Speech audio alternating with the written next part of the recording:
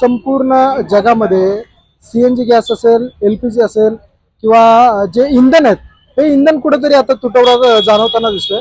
कारण जे अमेरिका आणि इराणचं जे युद्ध आहे त्या युद्धामध्ये हा इंधनाचा तुटवडा जाणवताना दिसतोय. याची झळ भारताला देखील गेल्या काही दिवसापासून भोगायला बघतोय. परंतु जर आपण बघितलं की एक समर्थ वडेवाले, हे छोटे वडेवाले आहेत, छोटा यांचा वडापावचा गाडा आहे, यांना या भागामध्ये नियमित त्यांचं जे कस्टमर आहे ते फक्त वडापाव खायला येत नसून त्यांच्यावरती प्रेम करणारे कस्टमर आहे. कारण हे सगळं ठरतंय ते त्यांच्या वडापावच्या चवमुळं. तर मी देखील या वडापावची चव बघितली आणि ती चव एवढी उत्तम आहे, त्यामुळे या कस्टमरचं प्रेम या वडापावच्या गाड्यावरती जडलेलं आहे. आणि हे कस्टमर कुठेतरी दुःखी होऊ नयेत की या गॅसच्या तुटवड्यामुळे आम्हाला देखील गॅस वडापाव खायला भेटत नाहीये, हे वडापाव त्यांना नियमित भेटावे म्हणून त्यांनी हे चुलीवरचं किंवा गॅस काय म्हणतात त्याला, ते कोळशावरची काय नक्की सिस्टम आहे ती आणि कसं हे काम करते? हे कोळशावरची शेगडी आहे. याला इकडं एक हवेसाठी फॅन बसवलाय आणि त्या फॅनवरती ते चालतं.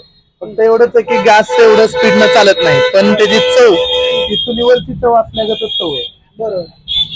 आणि हे मला बोलायचं होतं की जे रेग्युलर तुमच्याकडची गर्दी असते, मग आता हे हळू काम करतं त्यामुळे मग गर्दी वाढते का? आम्हाला म्हणजे आमची गर्दी ह्याच्यावर कव्हर होत नाही, तरी पण आम्ही जेवढं देता येईल तेवढा प्रयत्न करतोय की बाबा कस्टमरचं कुठं हे होऊ नये, थोडं थांबावं लागतंय कस्टमरला. पण एवढं आहे की चवीचं काहीतरी जाते त्यांना. बरोबर. कस्टमर थांबतात का तुम्ही?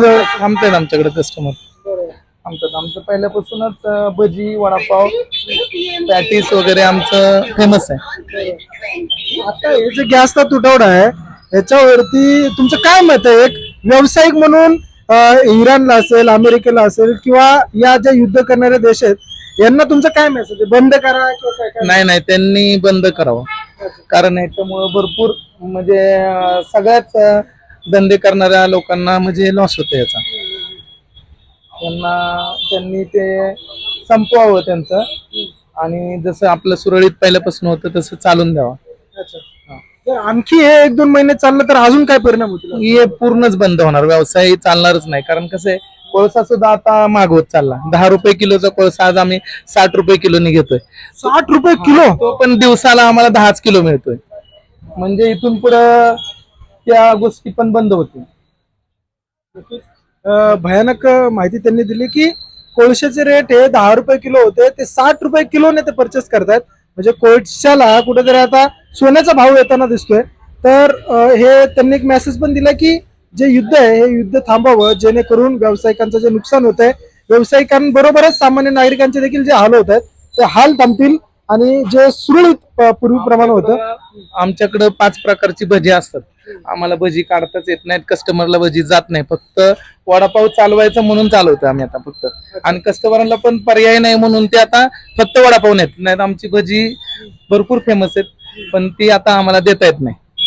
आम्हाला नाहीच म्हणावं लागतंय की नाही, आम्ही देऊ शकत नाही. आता काय कारण आहे याच्यावरती? पण तर गॅस त्याच्यावरती एवढं स्पीडने नाही होत. म्हणजे जेवढं गॅसवरती आपण पटपट निघतं तेवढं म्हणजे भज्याला कसं आच लागते ती मिळत नाही तेवढ्या प्रमाणात. परंतु या संकटाच्या काळात देखील तुम्ही कस्टमर जपण्यासाठी हे सगळं काय करता?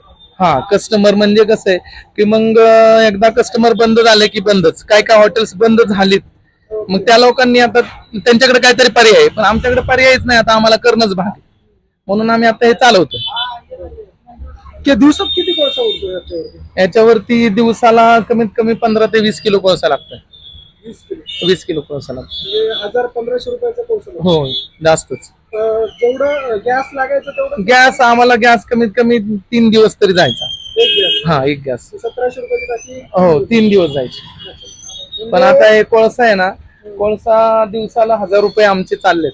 1000-1200 रुपये? हा, आणि पर्याय नाही म्हणून आम्हाला आता वडापावला 5 रुपये वाढवावे लागले. का तर काही आम्हाला 1000 रुपये जर दिवसाला जाणार असतील तर मग आम्ही जाणार कुठनं? तेल मागलं, बेसन मागलं, सगळ्याच गोष्टी मागल्यात ना. हा, युद्धामुळे सगळ्याच गोष्टी मागल्यात. अगदी पेपर बॅग, कॅरी बॅग, ह्या सगळ्याच गोष्टी मागल्यात आम्हाला पुढे आता द्यायचं कसं? मग त्यामुळेच आम्ही वडापावला 5 रुपये वाढवलेत. पर्यायच नाही आमच्याकडे आता. मग सगळ्याच गोष्टी वाढत चालल्यात, मिरची वाढत चालली, म्हणजे शेतीच्या पण काही गोष्टी, बटाटा, मिरची, कांदा, ह्या पण गोष्टी वाढत चालल्यात. सरकार देखील जबाबदार आहे असं वाटतं तुम्हाला आपलं? आपलं सरकार जबाबदार आता म्हणता येणार नाही आपल्याला, परंतु आता युद्ध तिकडे चाललंय. आता जसं तिकडं मिटल तर तेच प्रयत्न केले पाहिजेत. म्हणजे आपल्या सरकारनं पण काहीतरी कुठंतरी त्यांना सांगितलं पाहिजे की बाबा कॉम्प्रोमाइज करा आणि पुढे चालवा. आपल्या सरकारने नाही तर प्रत्येक जगातल्या प्रत्येक सरकारने सांगितलं सगळ्यांनी मिळूनच सांगितलं पाहिजे. कारण कसं आहे, अगदी आपल्याकडेच नाही दुसरीकडे कुठेही आता जीवितहानी चालली म्हणजे हे चुकीचंच चाललंय ना. बरोबर आहे, माणसं युद्ध आहे म्हणलं माणसं मरता येतच ना, ती नाही मेली पाहिजेत ना. बरोबर आहे ना, जीवितहानी थांबली पाहिजे कुठेतरी. ह्यासाठी म्हणजे सरकारने आणि सगळ्याच राज्यांनी किंवा सगळ्याच देशांनी कॉम्प्रोमाइज करून हे कुठेतरी मिटवलं पाहिजे. आपण बघतोय की खऱ्या अर्थानं या संपूर्ण जगाला शांतीचा संदेश देणारे तथागत गौतम बुद्ध, आज त्यांची आठवण जगाला होतीये का? त्यांच्या शांतीच्या मार्गाचा खरं अवलंब जग करतंय का?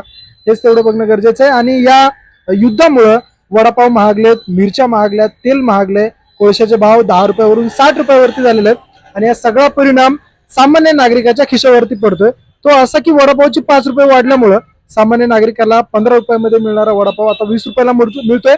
आणि त्याचा परिणाम येत्या काही दिवसात जर हे असंच चाललं तर सामान्य नागरिक वडापाव खाणं बंद करतील आणि मुळात म्हणजे सगळ्या गोष्टी महागल्या जातील आणि त्यामुळं सगळी अर्थव्यवस्था ढासळण्याची शक्यता या युद्धामुळं दिसते.